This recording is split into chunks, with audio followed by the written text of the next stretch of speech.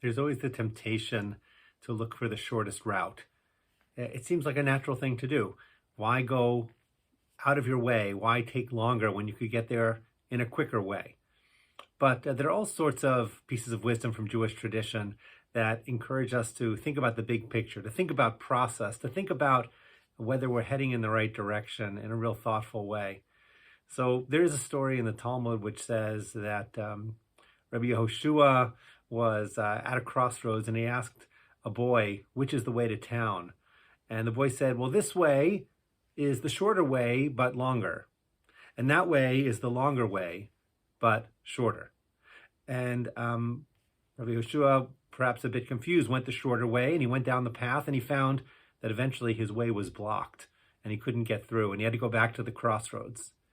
And he asked the boy, why did you tell me to go that this is the shorter way?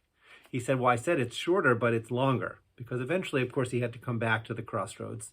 And he went the longer way, which was shorter ultimately because it led to town. In Yiddish, there's also a phrase which I think is sort of reminiscent of this. You'll excuse my pronunciation. Der gleichster Zeg is full mit Steiner. The smoothest way is sometimes full of stones. And I think we've found that in our lives, in our own experience, that something which seems smooth actually is going to be bumpy along the way. How do we avoid the bumps? Well, we don't avoid the bumps. We have to make a decision about the destination. And then we have to figure out whether the destination is really worthwhile. And then if there are bumps along the way, at least we know we're on the right path. There are challenges to all of this.